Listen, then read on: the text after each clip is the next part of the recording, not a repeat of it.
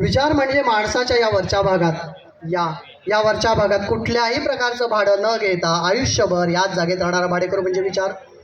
विचार म्हणजे अगदी भयानक. आणि त्यातल्या त्यात लेखकाचा विचार म्हणजे हे विचाररूपी घरट्यांवरती विचारपक्षी येती जाती. हे विचाररूपी घरट्यांवरती विचारपक्षी येती जाती. विचारांचे असे देव घेवत व गाणे गाते आणि बागडती. क्या बात है क्या बात है, काय लिहितोस तू. विचारांचे असे देव घेवत व गाणे गाते अन बागडती. विचाररूपी घरट्यांवरती विचारपक्षी येती जाती. विचारांचे असे देव घेवत व गाणे गाते आणि बागडती. नमस्कार मित्र, तुमच्या सर्वांचं स्वागत आहे या स्पर्धेमध्ये, जिचं नाव आहे उत्स्फूर्त विचार स्पर्धा. या स्पर्धेमध्ये तुम्हाला फक्त विचार करायचाच नाही तर तो मांडूनही दाखवायचा आहे. आणि तो इथे कागदावरच आहे की नाही विचार करण्यासारखी गोष्ट. तर आता आपण या स्पर्धेला सुरुवात करणार आहोत, पण त्यात एक महत्त्वाची सूचना.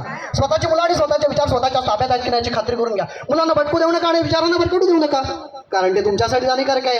काय तर आता आपण या स्पर्धेला सुरुवात करणार आहोत, पण त्याआधी आणखी एक महत्त्वाची सूचना म्हणजे नियम पहिला. तुम्ही यावेळी तोच विचार मांडू शकता जो यावेळी तुमच्या मनामध्ये घोळतोय. म्हणजे आता घोळतोय तो नाही, मगाशी 2 सेकंदापूर्वी जेव्हा मी म्हणालो त्यावेळी तुमच्या मनामध्ये जो विचार घोळत होता हा बघा इकडे पळून चाललाय.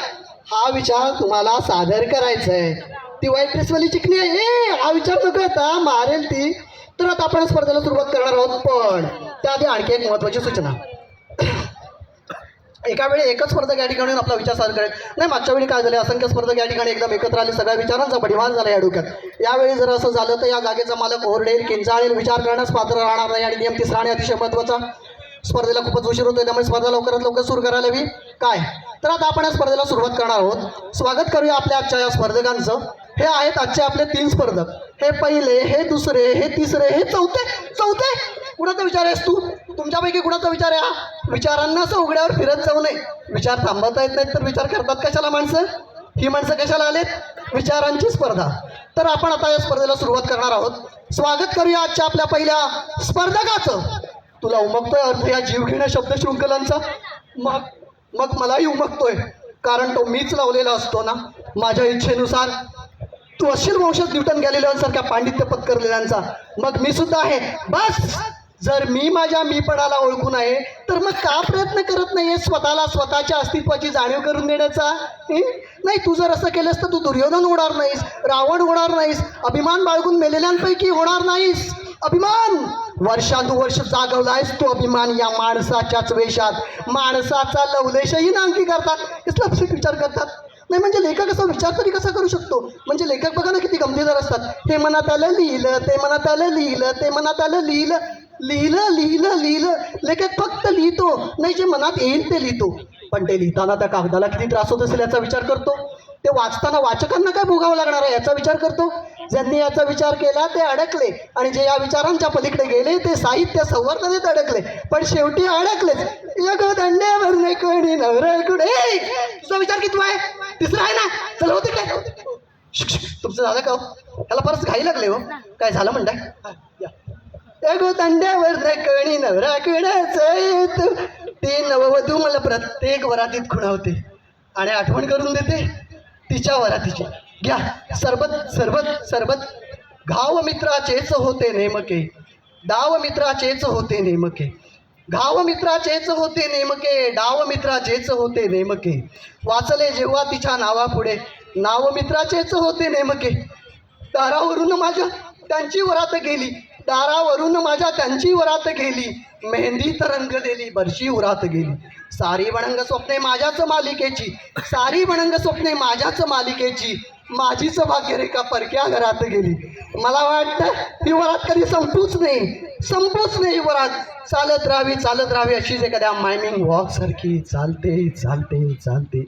पण शेवटी तो क्षण येतोच, सासरच्या घराकडे झेपावणाऱ्या नववधूस माझा पाठपुरात चक्षुविराट राम. पण या वरातीत मी कोण असतो? तर त्या असंख्य वरातांच्यापैकी एक जो नाचत असतो. एक दंड्यावर नाही कोणी. अरे काय आहे हे? उत्स्फूर्त विचार स्पर्धा आहे.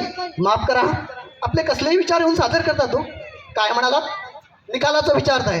निकाल नाही लागणार का म्हणून विचारताय? कारण या स्पर्धेला स्पर्धक होते याचा तुम्ही विचार केलात, या स्पर्धेला अँकर आहे याचाही तुम्ही विचार केलात, पण या स्पर्धेला परीक्षकच नाही याचा कोणी विचार केला नाही. मग कसा लागणार निकाल आणि काय करायचं निकाल? तुमचे विचार एकमेकांमध्ये गुंतू देऊ नका. विचार गुंतले तर प्रॉब्लेम होईल सांगून ठेवतो. तू खुर्ची खाली काय करतेस? चक्का बसला हो. हॉट विचार आहे हा. ए केला तुला नाही सोडणार पण ए सोड सोड ए एक मिनिट सगळ्यांना संधी मिळेल प्लीज कुणी दगड मारू नका. ही स्पर्धा आधी होती ठिणगी नंतर झाली आग आता पेटलाय वणवा. तर या वणव्यामध्ये असंख्य स्पर्धक पळतात धावतात पळून निघतात आणि देहाचा तो उंबरडा काढतात. पण काय पाहिजे ही स्पर्धा घाबरे सकाळपासून रात्रीपर्यंत तेच विद्या क्रांतीकर बरोबर बोलतात. सकाळपासून रात्रीपर्यंत तेच माकडच्या अब्दांचा म्हणजे तो चहा तेच रंजन तेच तराणे तेच राहणे तेच मुरगाडे तेच शहाणे सकाळपासून रात्रीपर्यंत तेच काय ते मग हा तेच की मग कुठे होतो मी. हा विचार हे माणूस म्हणजे माणूस विचार करतो की मन त्याला विचार करण्यास प्रवृत्त करते. या विचारामध्येच मी अडकून बसलोय आणि करत बसलोय विचार हा विचार जीवघेणा होत चाललाय. आणि ही स्पर्धाही जीवघेणी होत चालली आणि ही स्पर्धा संपत नाहीये. आणि जेव्हा स्पर्धा संपत नाही तेव्हा विचार येतो स्वतःला संपवण्याचा आणि मग होतात आत्महत्या. विद्यार्थ्यांच्या आत्महत्या शेतकऱ्यांच्या आत्महत्या करीन म्हटलं आत्महत्या या तिच्या आत्महत्या कधी तिच्या आत्महत्या पण आत्महत्या ही तीच विचार कधी संपणार. हा